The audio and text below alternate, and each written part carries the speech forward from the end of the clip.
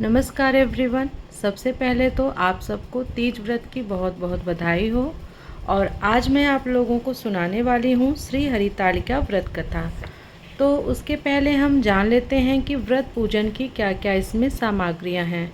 तो जैसा कि इस पुस्तक में लिखा है कि भगवान शिव की पूजा करने के लिए तीज व्रत में हमें चाहिए कंदली स्तंभ, आम्रपल्लव, पंचपल्लव, कलश, यज्ञोपवीत, लाल वस्त्र, सफ़ेद वस्त्र, तंदुल, कुमकुम, गुलाल, मंगलिक, धूप, पुष्पाणी, तुलसी दल, श्रीफल, तांबुल, ऋतुफल, माला, पंचामृत पदार्थ, नैवेद्य आदि प्रसाद पदार्थ, गोधूम चूर्ण, गुड़ान्न, रंगीन आटी, दीपक, भगवान की मूर्ति, लौंग, इलायची, दुर्बा, कपूर, केसर, मंडप उपयोगी साहित्य, देव चित्राणी, द्रव्य दक्षिणा। अब इस व्रत को करने का क्या विधान है। तो जैसा कि इस पुस्तक में लिखा गया है, व्रत वाले दिन सूर्योदय से पहले ब्रह्म मुहूर्त में उठकर अपने नित्य कर्म से निवृत्त हुएं तथा फिर किसी विद्वान आचार्य को बुलाकर भगवान का एकाग्रचित्त से पूजन करना चाहिए। श्रद्धापूर्वक पंचामृत से स्नान कराकर भगवान को नैवेद्य अर्पण करें तथा समस्त पूजन की सामग्रियों से यथाविधि पूजन करें। तत्पश्चात भगवान का प्रसाद समस्त बंधु बांधव तथा कथा श्रवण करने वालों को दें। फिर स्वयं प्रसाद पावें। व्रत के दिन रात्रि को जागरण करना सर्वश्रेष्ठ है। इस प्रकार नियम पूर्वक व्रत तथा पूजन करने से सर्व सुख, आरोग्यता, समृद्धि, यश, धन, धान्य, संतान, वैभव तथा विजय की प्राप्ति होती है। अंत में सायुज्य मोक्ष की प्राप्ति होती है। अब यहाँ पे हम पढ़ेंगे हरितालिका व्रत कथा विधि। कन्याएं इस व्रत को पति प्राप्ति के हेतु किया करती हैं। यह व्रत भादो मास में शुक्ल पक्ष की तृतीया अर्थात तीज को किया जाता है। व्रत करने वाली को चाहिए कि वह एक दिन पहले ही अपने को झाड़ बुहार और लीपकर स्वच्छ कर लेवे। बीच आंगन में व्रत के लिए स्थान लिपे, चारों ओर केले के पत्ते खड़े कर मंडप बनावे, चौक लगावे, भगवान शिव और माता पार्वती की प्रतिमा स्थापित करे, कलश को यथास्थान पर रखे, उसके सामने दीपक जलावे, चंदन अगर आदि सुगंध को जलाकर समस्त स्थान को सुगंधित करें। ब्रह्म मुहूर्त में बिस्तर को त्यागे, नित्य कर्म से निवृत्त हो, रेशमी वस्त्रों को धारण करे, जहाँ तक हो गंगा जल से स्नान करे। यदि गंगा जी समीप न हो तो नदी में स्नान करे। नदी के अभाव में सरोवर में स्नान करना चाहिए। यदि इनमें से कोई भी समीप न हो तो तारों की छांव में कुएं के जल से स्नान करें और रेशमी वस्त्र धारण करें। शुद्ध मन और शुद्ध हृदय से मन ही मन हरतालिका व्रत का संकल्प करें। शुद्ध होकर पूजा मंडप में आवें। पहले शिव पार्वती की प्रतिमा को पंचामृत में स्नान करावें और उसके बाद उन्हें गंगा जल से स्नान कराएं। स्नान कराकर शुद्ध वस्त्र से उनके शरीर को सुखाएं, नवीन वस्त्र धारण कराएं, शरीर पर चंदन का लेप करें, रोली का तिलक लगाएं, धूप जलाएं, दीपदान करें, फूल माला पहनाएं, कपूर से आरती करें, नैवेद्य लगाएं, दक्षिणा रखें। तत्पश्चात मन ही मन भूत भावन भगवान शंकर का ध्यान करें और इस प्रकार प्रार्थना करें, हे भगवान आशुतोष, मैं आपकी शरण हूँ। आप घट की जानते हैं। समस्त ओर से निराश होकर अब आपकी शरण में आई हूँ। आप मेरे मन की अभिलाषा को जानकर मेरी इच्छा के अनुसार ही मुझे वर दें। मैं जिसे अपने पति रूप में प्राप्त करना चाहती हूँ वही मुझे प्राप्त हो। अतः अब आप मुझ पर अनुग्रह करें।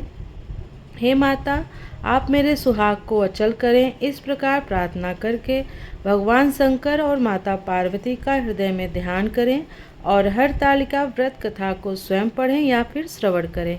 उत्तम ब्राह्मण को वस्त्र आदि देकर प्रसन्न करें। दिन भर सत्य भाषण करें, ब्रह्मचर्य से रहें, संध्या समय भोजन ग्रहण करें। भोजन करने से पहले ब्राह्मण और साधव ब्राह्मणी को जिमावें तथा अलंकार और वस्त्र प्रदान करें। रात्रि को शंकर पार्वती का कीर्तन करें, जागरण करें। अगले दिन ब्रह्म मुहूर्त में उठकर शुद्ध होवें। बांस की टोकरी में पूजा का समस्त सामान एकत्रित करें और जलाशय में जाकर जल प्रवाहित कर दें। जो कन्या इस प्रकार व्रत करती है उसका सुहाग सदैव अचल रहता है। उसके समस्त पाप नष्ट हो जाते हैं। धन धान्य पुत्र पौत्र प्राप्त होते हैं। जो स्त्री मोह के वशीभूत होकर इस व्रत को धारण करती है परंतु पारण के प्रथम ही भोजन कर लेती है, उसे संतान प्राप्ति नहीं होती है, वह विधवा हो जाती है और अंत में नरक में जाती है। अब हम आगे हरितालिका व्रत कथा को प्रारंभ करेंगे। तो हरितालिका की व्रत कथा कुछ इस प्रकार है। परम भागवत श्री वेद व्यास के परम शिष्य श्री सूत जी ने सौनक आदि 88,000 ऋषिवरों के प्रश्न करने पर हरतालिका व्रत कथा को सुनाना प्रारंभ किया। श्री सूत जी बोले, हे ऋषिवरों, अब आप परम पुनीत हरतालिका व्रत की कथा श्रवण कीजिए।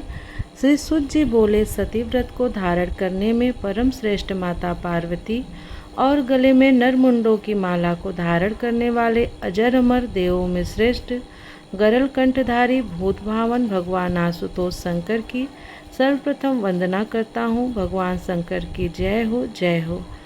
एक समय माता पार्वती और भगवान शिव जी कैलाश के शिखर पर विराजमान थे। जिज्ञासा के वशीभूत होकर माता पार्वती ने महेश्वर से प्रश्न किया, हे देवादिदेव, आप इस विश्व के नियंता हो, समस्त धर्मों के अधिष्ठाता हो और समस्त गुप्त भेदों को जानने वाले हो। आप मुझ पर अनुग्रह करके कृपया ऐसा गुप्त भेद मुझसे कहें जो समस्त व्रतों में श्रेष्ठ हो। उस व्रत का वर्णन करिए जो अल्प कर्म ही के द्वारा महान फलों को देने वाला हो। हे स्वामी, आप आदि मध्य और अंत से रहित हैं। आप धर्म की स्थापना करने वाले हैं, इसलिए मैंने आपसे यह प्रश्न किया है। सो आप कृपा करके मेरी इस जिज्ञासा को शांत करें। भगवती पार्वती के इन वचनों को श्रवण करके मंद मंद मुस्कुराते हुए आशुतोष भगवान शंकर जी बोले, हे प्रिय, तुमने आज मुझसे अति श्रेष्ठ प्रश्न किया है। हे देवी, तुम्हारी इस जिज्ञासा को शांत करने की इच्छा से ही मैं तुम्हें महान फल देने वाला अति गोपनीय व्रत कहता हूँ। यह व्रत वैसे तो पूर्णतया गुप्त रखने योग्य है, किंतु तुम्हारे इस प्रकार किए गए प्रश्न को सुनकर ही वर्णन करना पड़ रहा है। यह गोपनीय व्रत उसी प्रकार व्रतों में श्रेष्ठ है जिस प्रकार तारागणों में चंद्रमा, ग्रहों में सूर्य, चारों वर्णों में ब्राह्मण और समस्त देवताओं में विष्णु भगवान श्रेष्ठ हैं। इस महान फलदायक व्रत का वर्णन वेद और स्मृतियों में है। यह अति पुरातन और श्रेष्ठ है। इसी व्रत के प्रताप से तुम मेरी अर्धांगिनी हुई हो। हे वरोहे, यह व्रत भाद्र मास के शुक्ल पक्ष की तृतीया अर्थात तीज को होता है। इस व्रत के करने से जीव के समस्त पापों का नाश हो जाता है। हे प्रिय, यह वही व्रत है जिसे तुमने मेरा वरण करने की इच्छा से हिमालय पर्वत पर किया था। आज तुम्हारे प्रश्न करने पर मैं तुम्हें उस व्रत को सुना रहा हूँ। इतनी कथा को श्रवण करने के पश्चात सुनैनी माता पार्वती ने आशुतोष भगवान शंकर जी से कहा, हे महेश्वर, आप कृपा करके इस व्रत का समस्त वृत्तांत मुझे सुनावें। साथ ही यह भी बताएं कि इस व्रत को मैंने क्यों किया था। अपने उस पूर्व व्रत के वृत्तांत को श्रवण करने की मेरी बलवती इच्छा है। भगवान शंकर जी बोले, हे सुनैने, आर्यावर्त में समस्त पर्वतों का स्वामी हिमाचल नामक श्रेष्ठ पर्वत है। उस पर्वतराज की शोभा अवर्णनीय है। उसके चारों ओर अनेक प्रकार की भूमि है तथा वहाँ नाना प्रकार के वृक्ष सुशोभित हैं। वहाँ अनेक सरोवर हैं, अनेकों पर्वत कंदराएँ हैं और उपत्यकाएँ हैं।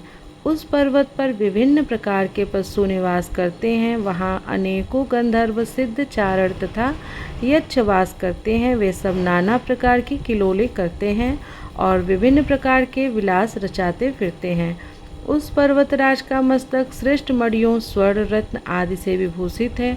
उसकी मित्रता आकाश से है और वही कारण है कि वह आकाश को अपने हाथों अर्थात शिखरों पर साधे रहता है। हिम से पूर्ति करने वाली परम गंगा जी की धारा अपनी कलकल ध्वनि करती हुई उस उपत्यका में बहती रहती है। हे वरोहे, उसी श्रेष्ठ पर्वत पर तुमने 12 वर्ष तक नीचे की ओर मुख करके तपस्या की थी। उस समय तुमने समस्त भोजन त्याग दिए थे और केवल धूम्रपान ही किया था। फिर उसी पर्वत शिखर के ऊपर तुमने 64 वर्ष तक केवल सूखे पत्तों को खाकर तपस्या की थी। तुमने कठिन से कठिन तप किया था। माघ के शीत मास में तुमने ठंडे जल में बैठकर तप किया था। वैशाख की तपती हुई गर्मी में तुम आग के सामने बैठकर तप करती रही।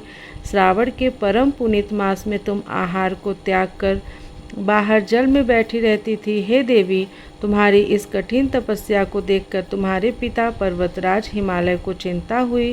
वे मन में दुखी हो गए। मन ही मन उन्होंने तुम्हारे विवाह की चिंता की। उसी समय दैवात नारद जी वहाँ आ निकले। नारद ने भी तुम्हारी तपस्या को देखा। कन्या के दुख से दुखी हिमालय ने नारद जी का यथेष्ट सम्मान किया और तब बोले, हे देवर्षि, आप इस समय किधर से आ रहे हैं? मैं अति भाग्यशाली हूँ जो आपने अपने पवित्र चरण कमलों से मेरे इस गृह को पवित्र कर दिया है। हिमालय के उन दीन वचनों को श्रवण करके नारद जी बोले, हे पर्वतराज, इस समय मैं विष्णु लोक से आ रहा हूँ। भगवान विष्णु को तुम्हारी पुत्री के इस महान तप का पता लग गया है। इसी कारण उन्होंने मुझे तुम्हारे पास यह संदेशा लेकर भेजा है कि तुम अपनी इस कन्या को श्रेष्ठ वर को ही देना। वैसे तो तुम स्वयं ही जानते हो कि अखिल विश्व में भगवान विष्णु के समान कोई नहीं है। ब्रह्मा और शिव भी उनके समान नहीं हैं। इसलिए मेरी सम्मति तो यही है कि आप पार्वती का विवाह विष्णु के साथ ही करें तो उत्तम रहेगा। हिमांचल ने कहा, हे मुनि, यदि स्वयं भगवान विष्णु ही मेरी कन्या पार्वती को वरण करना चाहते हैं और इसी कारण उन्होंने आपको यहाँ भेजा है, तो इससे उत्तम और क्या बात हो सकती है। मैं भगवान विष्णु को ही अपनी कन्या दूंगा। हिमांचल के इन वचन को श्रवण करके नारद जी आकाश मार्ग द्वारा चले गए। वे तुरंत ही पीताम्बरधारी, शंख चक्र गदा पद्म से विभूषित कमल नयन भगवान श्री विष्णु के सम्मुख जाकर बोले, हे देव, आपके विवाह की चर्चा मैंने हिमवान से जाकर की थी और उन्होंने पार्वती का विवाह आपके साथ करना तय कर लिया है। नारद जी की इस बात को सुनकर भगवान विष्णु मुस्कुराकर चुप रहे। उधर हिमांचल ने अपनी पुत्री के पास जाकर कहा, हे पुत्री, तेरा विवाह समस्त देवताओं में श्रेष्ठ विष्णु से करना निश्चित किया है। अब तुझे प्रसन्न हो जाना चाहिए। पिता के इन वचनों को सुनकर पार्वती मूर्छित होकर पृथ्वी पर गिर पड़ी। जब उसे चेत हुआ तो वो अपनी प्रिय सखी के घर चली गई। सखी ने जब पार्वती को इस प्रकार दुख से कातर देखा तो वह बोली, हे पार्वती, तेरा मन दुख से व्यथित क्यों हो रहा है? तू मुझसे अपने हृदय की दशा वर्णन कर, मैं अवश्य ही तेरा दुख दूर करने का उपाय करूंगी। सखी के इन शब्दों को श्रवण कर पार्वती ने कहा, हे सखी, मेरे पिता ने नारद जी से कहा है कि वे मेरा विवाह भगवान विष्णु से करने को तैयार हैं, किंतु वास्तविक बात यह है कि मैं शंकर भगवान को अपना पति मान चुकी हूँ। यदि पिताजी विष्णु से मेरा विवाह रचाना चाहेंगे तो मैं अपने धर्म की रक्षा करने की इच्छा से अपने इस शरीर को अवश्य ही त्याग दूंगी। पार्वती के इन वचनों को सुनकर सखी ने विचार किया और तब वह बोली, पार्वती, तू अपने हृदय में दुख मत कर। मैं तुझे ऐसी युक्ति बताती हूँ जिसके द्वारा तेरा विवाह निश्चय ही शंकर जी से होगा। तू मेरे साथ अपना घर त्याग कर वन को चल। मैं तुझे ऐसे गहन वन में ले चलूँगी जहाँ से तेरे पिता तुझे न पा सकेंगे। पार्वती जी ने अपनी सखी की उस सलाह को मान लिया और तब वह उसके साथ एक भयानक जंगल में जा पहुँची। हिमांचल को जब यह पता चला कि पार्वती घर से गायब हो गई है तो उसने अपने मंत्रियों और सरदारों से सलाह की। पार्वती की खोज में उसने चारों ओर दूत दौड़ा दिए, किंतु हिमांचल की समस्त चेष्टाएं बेकार हो गई। पार्वती को वे लोग किसी भी प्रकार ढूंढकर न ला सके। तब शोकातुर होकर हिमालय मूर्छित होकर पृथ्वी पर गिर पड़े। हिमांचल के साथियों ने किसी प्रकार उनको धीरज बंधाया। तब हिमांचल स्वयं पार्वती की खोज में निकल पड़े। वे वन वन भटकने लगे, उनको तन बदन की सुध तक न रही। वे पार्वती की खोज करते हुए वनों में घूमने लगे। उधर पार्वती घर से निकलकर अपनी सखी के साथ एक बहुत बड़ी नदी के तट पर पहुंची। इस नदी के तट पर आगे जाकर उन्होंने एक विशाल वन को देखा। वह वन अति घना और भयानक था। नाना प्रकार के हिंसक पशु उस वन में वास करते थे। इसी वन में एक गुफा थी। पार्वती ने अपनी सखी के साथ उस गुफा में रहना प्रारंभ किया। पार्वती ने अन्न को त्याग दिया। वहाँ उन्होंने भगवान शंकर की एक रेत की प्रतिमा बनाई और उस प्रतिमा की आराधना करने लगी। उसी समय भादो मास की हस्त नक्षत्र युक्त तृतीया आ गई। पार्वती ने उस दिन भी शंकर जी का विधिवत पूजन किया, रात भर जागरण किया और शिव लीलाओं का वर्णन किया। पार्वती के उस महान तप को देखकर भगवान शंकर का सिंहासन हिल गया और उसी क्षण वे पार्वती के सम्मुख जाकर उपस्थित हो गए और बोले, हे वरानने, मैं तुझसे अति प्रसन्न हूँ, वर मांग। भगवान सदाशिव को अपने सम्मुख उपस्थित देखकर पार्वती का हृदय कमल खिल गया। मन चाहा वर मांगने की बात सुनकर पार्वती ने कहा, हे महेश्वर, यदि आप मुझ पर प्रसन्न हैं और वर देना चाहते हैं तो कृपा कर मुझे अपनी पत्नी के रूप में स्वीकार कीजिए। मन चाहे वर को देखकर शंकर जी अपने निवास स्थान को लौट गए। उसके बाद ही हिमालय पार्वती को ढूंढते हुए उसी वन में जा पहुँचे जहाँ पार्वती अपनी सखी के साथ रह रही थी। उन्होंने दूर से 2 कन्या देखी। पास आने पर उन्होंने अपनी प्रिय पुत्री पार्वती को पहचान लिया। पार्वती को देखकर वे उसके पास पहुँचे और उसे हृदय से लगाकर विलाप करने लगे। उन्होंने कहा, हे पुत्री, तुम इस महाभयानक वन में इन हिंसक पशुओं के मध्य क्यों निवास कर रही हो? चलो अब घर चलो। पिता के वचनों को सुनकर पार्वती ने कहा, हे पिता, आज जब आपने मुझसे घर से चले आने का कारण ही पूछा है तो आपको स्पष्ट बता देती हूँ कि मैंने तन मन से भगवान शंकर को अपना पति मान रखा है, किंतु जब आपने मेरा विवाह विष्णु से करना तय कर लिया तो मैं अपने धर्म की रक्षा को इस वन में चली आई थी। पार्वती की बात सुनकर हिमांचल बोले, हे पुत्री, यदि तुमने भगवान सदाशिव को अपना पति स्वीकार कर लिया है तो इसमें मुझे तनिक भी आपत्ति नहीं है। तुम लौटकर घर चलो, मैं तुम्हारी इच्छा के विरुद्ध कोई भी काम नहीं करूँगा। पार्वती पिता के साथ घर लौट आई और तब हिमवान ने पार्वती का विवाह शिव जी के साथ कर दिया। सूत जी बोले, हे ऋषिवरों, इतनी कथा सुनाने के बाद भगवान सदाशिव ने माता पार्वती से कहा, हे वरोहे, उस व्रत के प्रताप ही से तुमने मुझे प्राप्त किया था। उस समय से अब तक मुझे किसी के आगे इस व्रत का प्रताप वर्णन करने का अवसर नहीं मिला था। आज वह गुप्त भेद मैंने तुम्हारे सामने वर्णन किया है। जगत जननी पार्वती ने प्रश्न किया, हे भगवान, आप कृपा करके मुझे यह बताने का कष्ट करें कि इस व्रत का नाम हरतालिका व्रत किस प्रकार हुआ है। शिव जी बोले, क्योंकि तुमको तुम्हारी सखी हरण करके ले गई थी, इस कारण हरत प्लस अलिका मिलकर इस व्रत का नाम हरतालिका पड़ गया। पार्वती जी ने प्रश्न किया, हे परमेश्वर, अब आप कृपा करके इस व्रत को करने की विधि बताएं। यह भी बताएं कि महान व्रत के करने से किस प्रकार के फलों की प्राप्ति होती है। शिव जी बोले, हे वरानने, यह व्रत कन्याओं के लिए श्रेष्ठ है। जो कन्याएं उत्तम वर की प्राप्ति चाहती हैं वे इसको अवश्य करें। जो स्त्रियां अचल सुहाग चाहती हैं वे इस व्रत को विधि पूर्वक करें। उनकी मनोइच्छा की पूर्ति करने वाला इससे उत्तम और कोई व्रत नहीं है। केले के खम्भों का मंडप बनावें, उस मंडप में शिव और पार्वती की प्रतिमाओं की स्थापना करें। धूप, दीप, चंदन आदि से उस स्थान को युक्त करें। प्रतिमाओं को स्नान करावें, वस्त्र धारण कराएं, चंदन लगाएं, फूल माला और रात्रि में जागरण करें। ब्रह्मचर्य व्रत धारण करें। व्रत के दिन शिव लीला को पढ़ें अथवा श्रवण करें।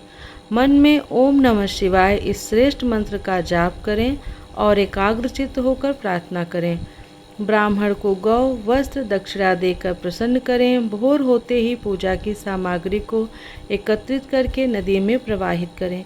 जो इस प्रकार व्रत को करते हैं वे श्रेष्ठ फल पाते हैं। कन्या को मनचाहा पति मिलता है और स्त्री को अचल सुहाग प्राप्त होता है।